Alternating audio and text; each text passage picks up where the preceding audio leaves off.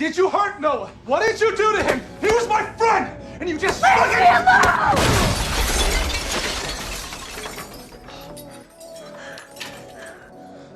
I never expected that my frail son could easily push me, a 200-pound man, out of the way. At that moment, I had a terrifying suspicion. To verify it, I snuck into my son Brandon's room and actually found a piece of clothing stained with blood. This time, I finally believed that my child was a psychopathic killer. We've got to do something.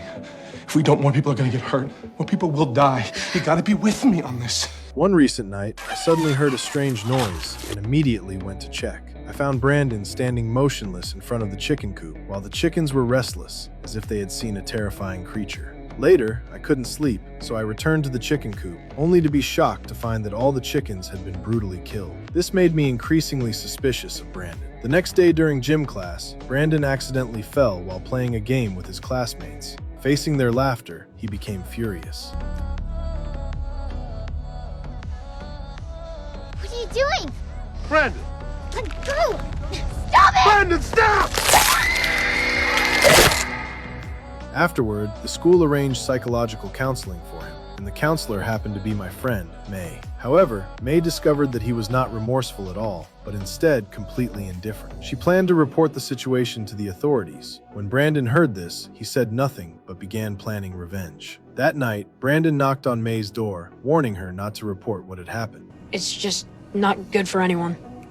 Not for me, not for my parents, and it's really not good for you.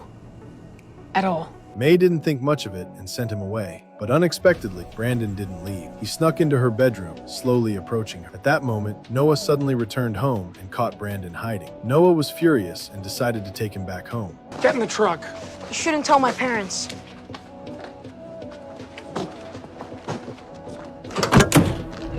Brandon, get in the truck! Noah threw him to the ground. Terrified, Brandon ran back to the car and slammed on the accelerator. But soon, the car broke down, and no matter what he did, it wouldn't start. The next second... What the fuck? Oh, stop! Oh, shit! Oh, fuck! Fuck! God damn it! God! Fuck!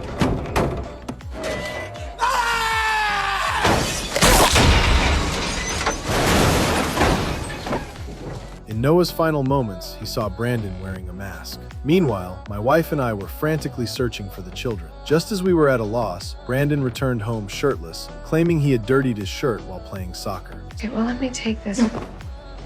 Seeing his tense expression, I immediately sensed that something was wrong. The next day, we received news of Noah's death. We rushed to the hospital, and during a conversation with May, she revealed that Brandon had visited her home the previous night. I instantly understood everything. Back home, I deliberately mentioned Noah's death to him, but he showed no reaction, completely cold and indifferent. I'm gonna go upstairs.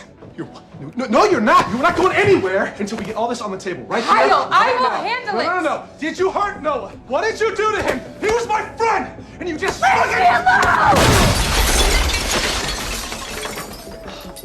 Looking at this demon before me, I realized I had to do something. I lured him into the forest under the pretense of repairing our relationship. But just as I gathered the courage to pull the trigger,